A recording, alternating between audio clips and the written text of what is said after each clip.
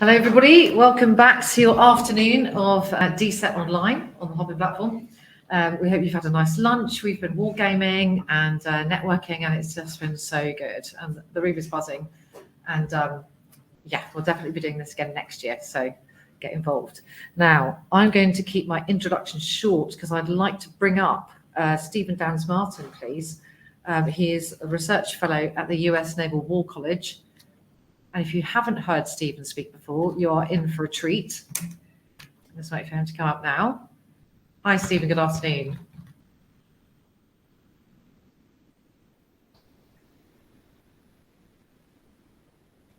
So we're just popping him in the room for us now. There he is. Hello. Hi. Good afternoon, everybody. Are you well, Stephen? I'm well. How about yourself and everybody there? Really good. And it's actually really sunny, beautiful day. June, English summer day. What can we ask for? We have an English summer day here on the East Coast. It's raining and grey. No. I'm sorry. I have to take umbrage with that. Actually, it's sunny and 22 degrees Celsius today. Here it's weird. We've gone from 90-degree temperatures Fahrenheit and 90% humidity down to about 50 and 50. So well, then next year you have to be in person here and have a nice time. I look forward to that. Perfect. Okay. I'm going to let you get on with it, Stephen, because I know you've got a lot to get through. And Are you going to be sharing slides with us today? I am. So I need to go through this sharing screen stuff. Yes. So let's have a look. Open share menu. Is that it? Yeah. Open share menu, share screen. That's the one. Chrome tab, not that one. Window. Where is it? It's that one. Okay. There we go. Look at that. Good. Amazing.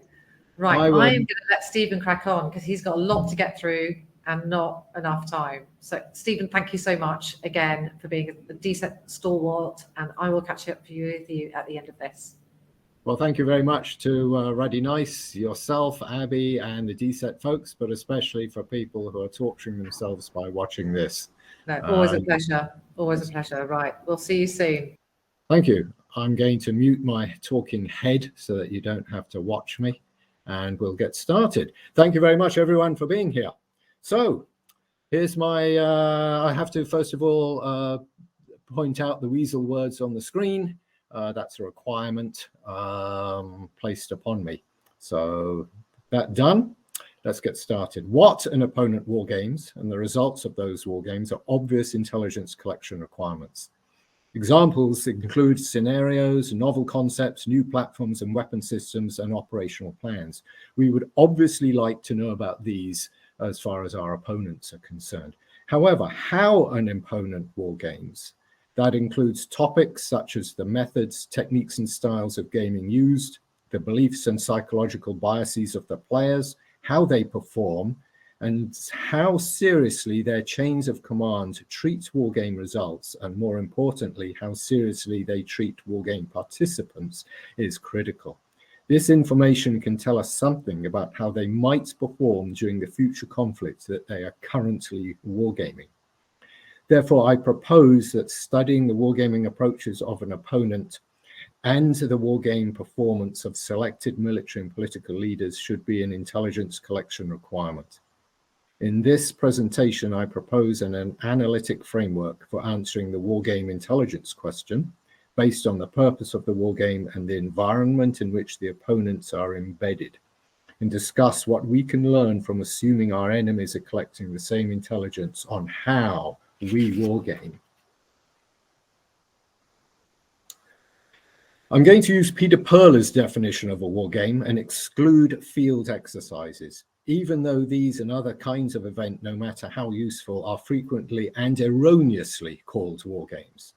There are many reasons for wargaming, a few being war planning, researching the future, and exploring novel concepts. These all fall under the general term of discovery, which is a focus of intelligence.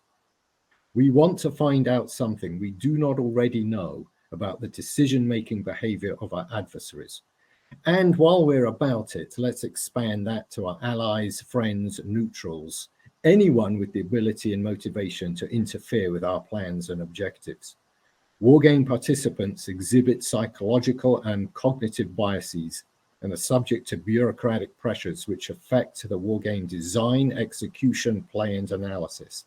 These biases and pressures influence how the players, when in positions of command during a war, will think about warfighting and will influence how they fight.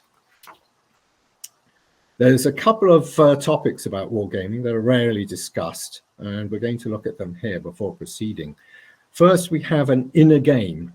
That inner game is what one usually means when referring to a wargame.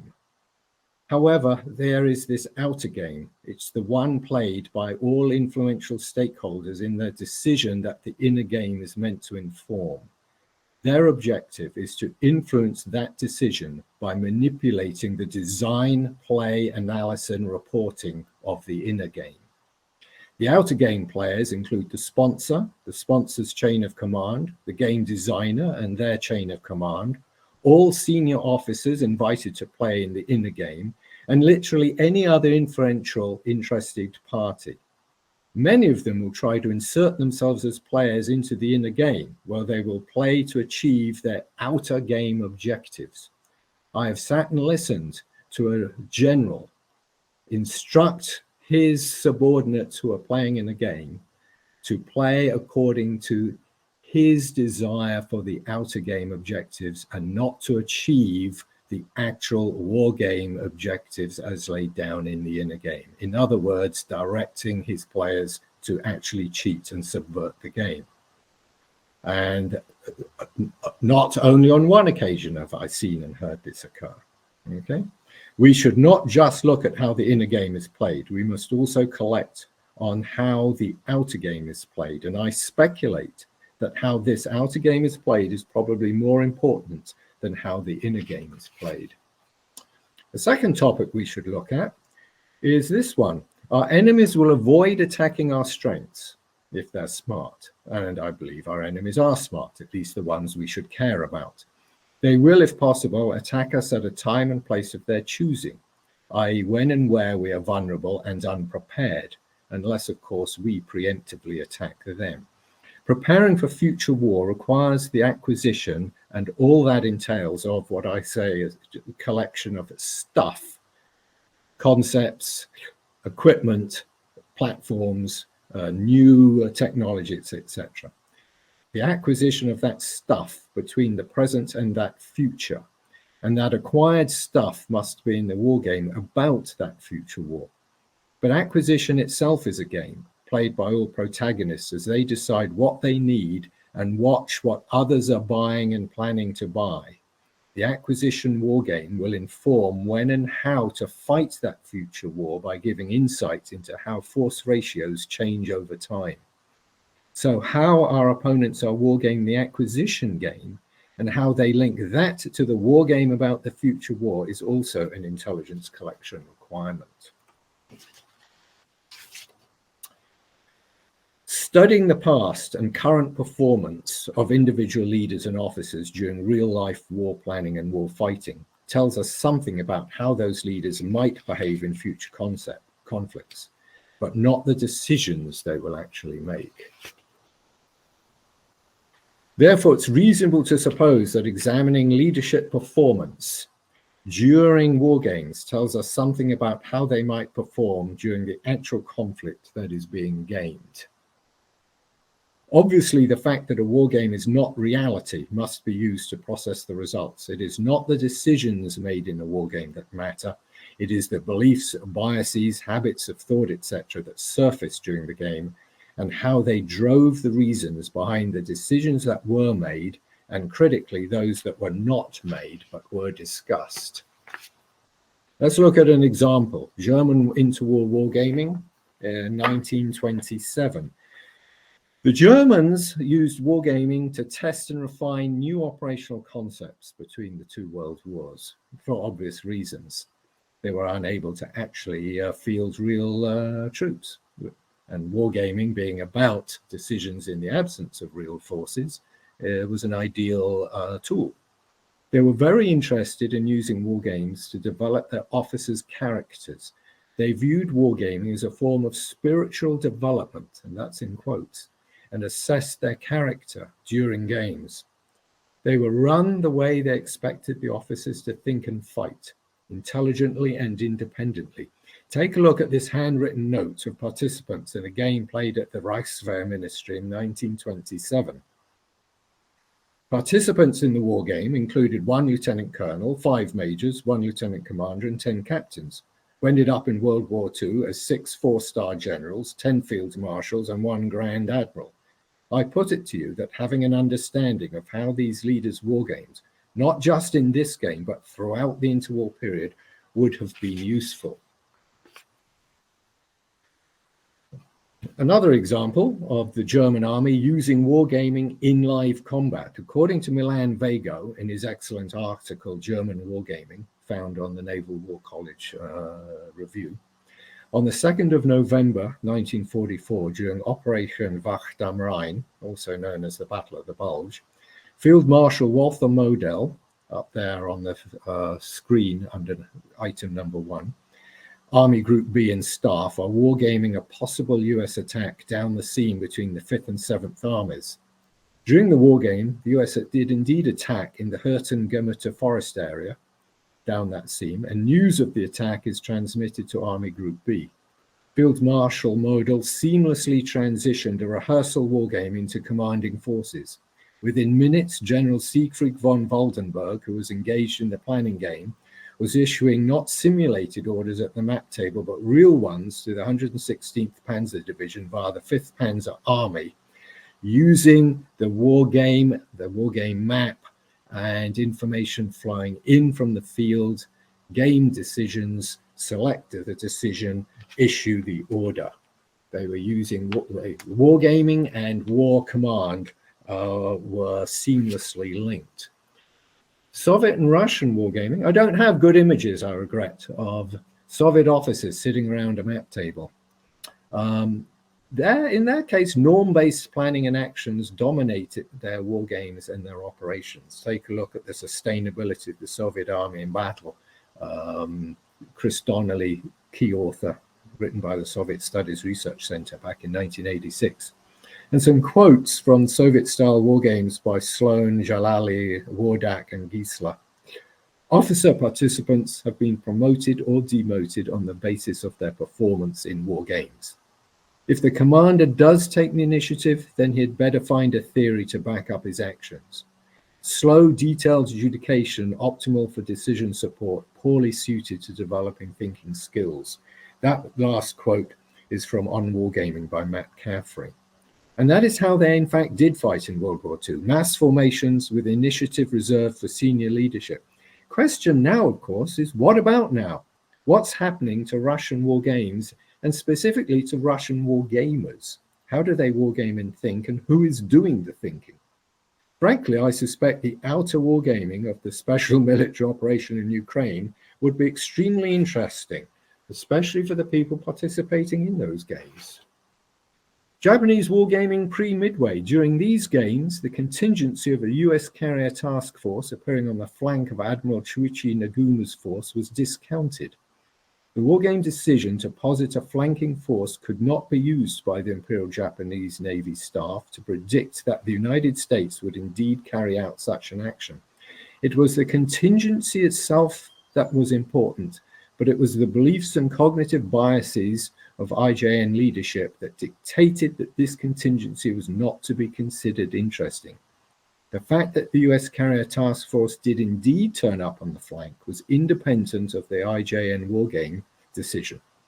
The beliefs and biases that led to the contingencies being ignored should have been identified and challenged by the wargame designers and analysts, but they were not, due to the seniority of the officers holding those beliefs and suffering those biases. Their gut feel trumped reality. Research indicates that beliefs are robust, even in the face of contradictory evidence that the belief holders themselves admit is both credible and contradicts their own beliefs. Being aware of how culture creates different failure modes among senior officers and how those failure modes affect planning as seen in war games is an important piece of intelligence in general, even if not in specific situations. So what do we learn? Okay, we learn the obvious as education and training effects of a war game. And we gain insights into the fitness of COAs and new concepts in novel scenarios. But we also learn and develop important intangibles when we wargame. What our enemies learn in this latter category is of interest to us. Also, what our enemies learn about us in this category when collecting on how we wargame should be of interest to us. More on this later. Wargaming is driven by the decisions made by the competing players, and the decisions in turn are driven by individual and group psychology, by cognitive biases, and by beliefs.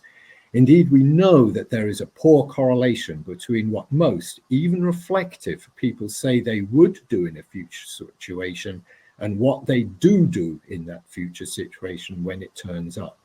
This is important since a wargame is about decisions made in the present about a situation the decision maker is embedded in, but the desire is to draw conclusions from those decisions about a future situation or battle that is being planned for and explored.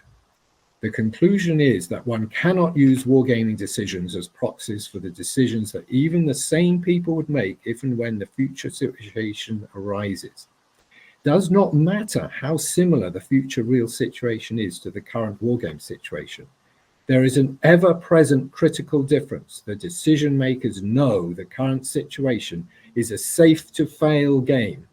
That expression, safe to fail, is used as a feature of wargaming, and it is precisely why you cannot use decisions in a wargame as proxies for the future situation. The future situation being gamed is real, and real people will die, and the wargamers know that. It is at this point that the risky shift and the dishonesty shift that occurs in group decisions influences the group decision making. It is the beliefs and psychological biases of the players, their cognitive approach, indicated by wargaming, that they will bring to the real fight that is important to understand. So I propose a two-dimensional analytic framework of purpose of the wargame and environment in which the wargamers are embedded, tailored to specific intelligence collection targets. And here I have some suggested headings. The competitive environment, strategic objectives, resources, and constraints are part of the traditional targets of intelligence collection. We need to expand this to the many facets of cultural characteristics, drawing on research not usually associated with wargaming. Each cell in that matrix generates intelligence questions for each military being examined and expected answers based on theoretical analysis. Differences between what we might expect and what we discover from real evidence will tell us how well we understand the motives and background of the wargamers, and hence what we know about how they might plan, think, and perform at war. We have some proposed intelligence questions. Are our opponent wargamers chains of command interested in examining wargames for insights, or do they try to beat those wargames into submission? And on what part of that spectrum do they exist? Remember, if you torture the data long enough, it will confess to anything. And is this the attitude our opponents have towards wargaming, or do they genuinely seek insights?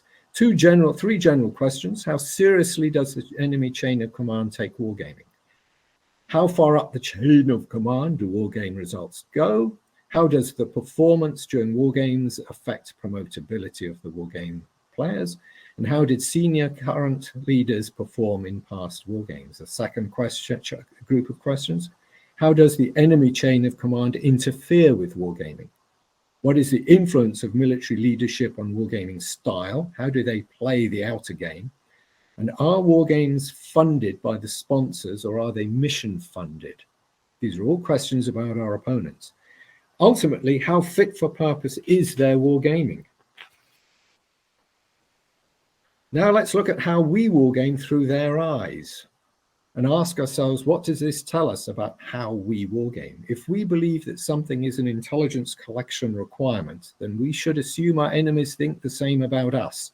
So they are asking the same questions about us that we ask about them. If we believe how well the enemy addresses the questions we ask about them is important, then how well we address those questions about ourselves is also important.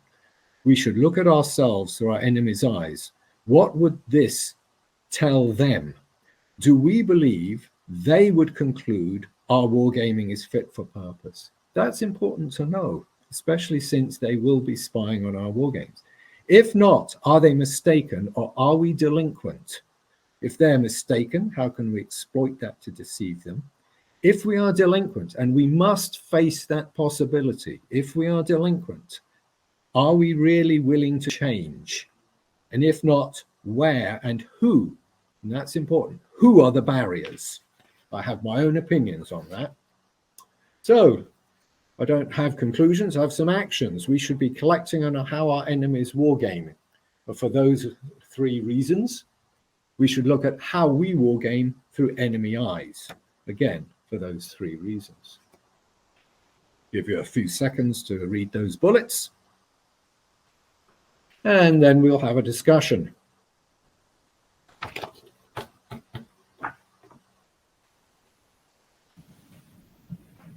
Right. Hi, Stephen. Hi, I think I did your 20 minutes for you. You're amazing. Like, there's so much to go down in that, and I've made a load of notes as well. And we got some comments in the forum. If anybody wants to ask Stephen anything at all, please do so. Pop it in the forum or the Q&A, and we'll get to that. I've got a couple of questions though. Do you think that by analysing the leadership performance of those former game players in the Second World War would have shortened the war, would have changed the outcome? What do you reckon? I don't actually know. It's a bit like saying if we knew more information about the enemy, would it have shortened the war? It would have changed our decision making. Yeah. It may have speeded up. I asked a colleague of mine at the War College once. We were asking ourselves, how come whenever we get a new concept or something, everyone flails around? Yeah. And I asked a colleague of mine, at the beginning of sort of World War II, was there sort of general flailing around and incompetence? And he said, oh, yes. People go into a war, they think they're prepared, but they're not. And there's a lot of flailing around. Yeah. A huge percentage of the submarine commanders, US Navy submarine commanders, returning from their first combat mission after the start of World War II were fired because they hadn't actually attacked the enemy. They had a peacetime, not their fault, but nevertheless.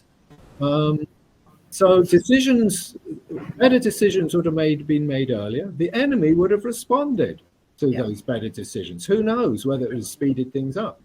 I believe it would have reduced the number of unnecessary deaths due to poor decision making. Well, this is the point about wargaming as well, isn't it? Is that those people that had the peacetime mentality going out, who didn't attack anybody, wargaming helps in peacetime to enable people that when they are faced with different things and they have to make a quick decision, they've at least got the practice of doing decision making and have the tools and the experience to do that, right? Indeed. One of the things we observe in war games is a reluctance to actually attack. If you start the game pre-war, people will do everything, and maybe this is a good thing. Yeah. They'll do everything possible not to actually attack. No, and that brings me on to one of the other things, a part of our wargaming conference here is that we go out to lots of different universities and different environments. We've got police in there, fire service, cadets, civilians, universities. Bringing in those different minds and those different ways of thinking as well can actually challenge the current leadership way of doing things and thinking. Yeah. And so I proactively and my team proactively, Fight Club proactively go out to different places to do that. What would you suggest, or have you had any success in diversifying the different kinds of people that you've got coming through to the Naval War College now? I was once asked by the Admiral, one of the presidents of the War College, what I was doing about diversity. I was on the selection committee for a hiring. And I said, absolutely nothing, sir. And he looked surprised, as he should. And I said, it's too late by the time I get a pile of resumes to look at. Yes. My job is picking the best of that resume. The issue is obtaining applicants. Well, I think getting more diverse people in the pipeline to apply for a job. By the time, I get 20 resumes, I have to pick the best one. I can't sort of say, none of these are good enough. I'm going to start my own, hiring process. No, but so the point is for us is that you're talking to a more diverse audience now. Yes. And I think it's that confidence as well of people thinking that they need to be a certain type of person or a certain background, but that everybody is welcome and that everybody's ways of thinking are welcome and needed. Yes. I think the biggest barrier to people getting into wargaming is that they promote themselves as wargamers instead of promoting themselves as problem solvers. Yeah. I'm talking about professional wargaming. I'm not talking about joining a hobby gaming company, which is great to do and all, but if you want to do wargaming for the MOD or the DOD, they don't care what tool you use. They want their problems solved. If wargaming is a tool that solves that problem, good. If it isn't and it's something else, you better have a good idea about how to use that other tool. And if they think you're a hammer looking for a nail, that's an immediate turnoff. No, absolutely. So I'm a problem solver / wargamer, that. So yeah, I mean, I love all of it and the different ways of thinking. So we've got a little comment / question from Georgi in the chat. I have an answer. I will put this to you first, though, Stephen. When you start a war game, do you take the political situation that led to the war into consideration? Can you initiate into peace talks and such, or is the only objective in wargaming to win by destroying the enemy? Is diplomacy a part of wargaming? That depends on the objectives of the sponsor of the game. However, most war games that I've been associated with start with what's called the road to war. That is a briefing to all players about the political and military geostrategic situation, if it's an operational or higher level war game. If it's a purely tactical game, no. If you're at the company level, your battalion or regiment situation will be briefed to you and you'll be given your orders. But if it's a deterrence game, the road to war, the road to the crisis will be laid out, and then decisions will start to be made, and the adjudication team will be nudging the decisions of both sides to bring them to the brink of the crisis to see what decisions they make to avoid war. Yeah. On the other hand, if the objectives of the sponsor are, what are you going to do when your carrier is sunk during conflict? What are you going to do? Well, then peace is not an option. You're in the middle you start the war game in the middle of a shooting war, and at some point we can guarantee your carrier is going to get sunk. Now, what do you do about it becomes the question for the players. And from my perspective as well, Georgi, it's all about the game design as well. It's what you design into the game that could happen as well. So having those sorts of thoughts, if you were to design your own game and go forwards with that, is really good, because what it might do is you could have those as secret options and wait until somebody even asks, is there a chance of actually negotiating for peace?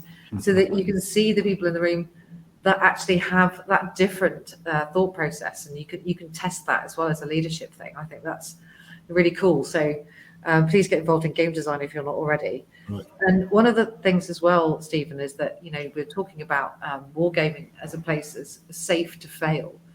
I mean, I kind of prefer it as a place to say safe to explore, because the failure thing is subjective, right? So it's up to the analyst or the person running the war game as to whether or not you failed. I mean, there are some war games with distinctive outcomes, there's a win or lose, but that's generally not the case, is it?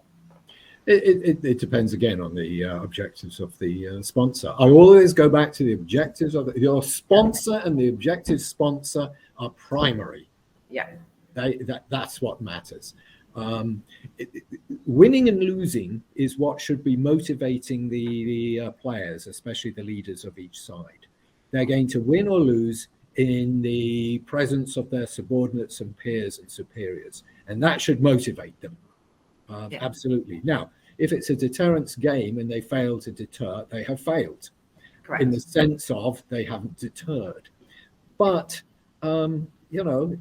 if are they fighting the white team, the adjudicators, or are they fighting a genuinely independent group of guys, gals trying to represent the enemy in a deterrence game? There's obvious places in the world right now where we're playing a deterrence game. Exactly, and who is fighting who as well, which brings me on to they could be fighting an AI or a pattern of life as well. Mm-hmm. So we are going to be discussing tomorrow afternoon the pros and cons of manual wargaming, pure manual, pure digital, and hybrid. Yeah, and also bringing in the AI and what data needs to go into that AI to actually deliver a decent wargame and something that can be repeatable but also changeable as patterns of life change, demographics change. Mm-hmm. Yeah, they're all different tools and different ways of wargaming. There's this futile sort of religious war between the manual wargamers and the models and simulation guys.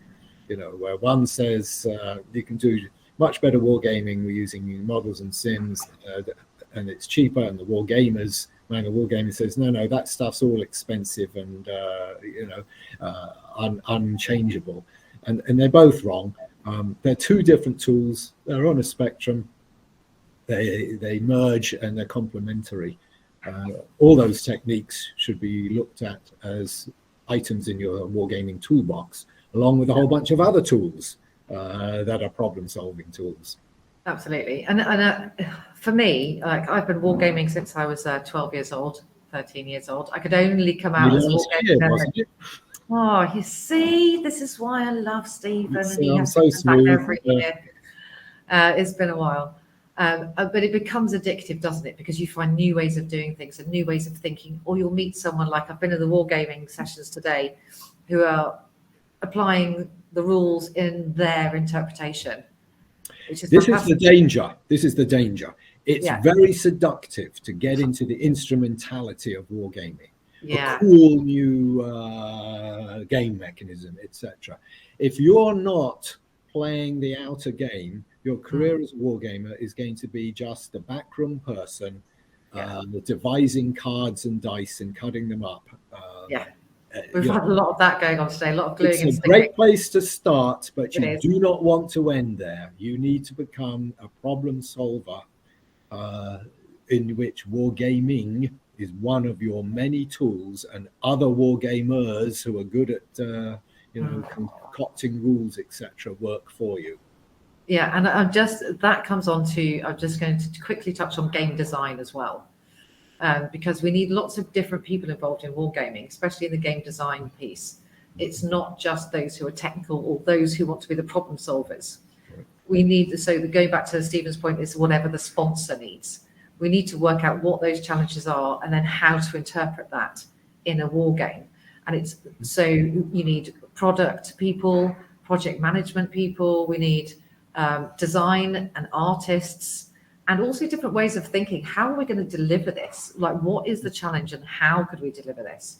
And get really creative with that. So games like Root, Stephen, which I'm sure you're familiar with, that's using different animals and different numbers of animals to actually wargame, strategic thinking in a tactical application. So I think there's a lot for everybody involved in this, and I can't wait forward to take this forwards. Georgie, we don't have time for your last question, but I'm sure Stephen will have a look and get back to you. If any of you have any more questions, please do DM Stephen on here, because it's all hop in and safe place to be. Georgie, I guess say your name correctly, because I did live in Russia and Eastern Europe for quite a long time. I did a degree in languages there, so I didn't say your name right, I'd be really embarrassed. But thank you. I love you too. Stephen, have you got any closing thoughts that you'd like to leave the gang with? Yes. For people who want to have a career in wargaming, I gave a couple of presentations about how to do that at Connections US last year. Go to my website and look for it, or go to the Connections US archive and look for it. But basically, treat your talent. Your life is a deck building card game. Your cards are talents, and the combinations of talents, one of which, but only one of, is called wargaming. Yeah, and what we'd like to do going forward throughout the whole year and cycle of DSET is to stand up different sessions, different virtual sessions. So if you want one on wargaming and we want to explore a different aspect of it, please get involved. You can be brought up on screen and we can do all sorts of really cool things. Maybe even do a game online together, Stephen? Okay, yes. Give me a call, send me an email. Yeah. I think my phone and email is available to your DSET participants, correct? Yes, yes. Okay, everybody, just get in touch if you're interested. I'll happily respond. Perfect. Stephen, thank you so much for joining us. We're now going to go to a networking break for everybody online and also here at the show as well. So go and grab yourself a coffee or whatever your beverage is. I know it might not work through here. And yes, thank you very much. And Stephen, hopefully we'll welcome you to the UK again next year. Thank you. And thank you, everybody, for your interest. Have a great rest of the conference. I shall be checking in from time to time. Perfect. Thanks, Stephen. See you tomorrow. Take care. Bye-bye.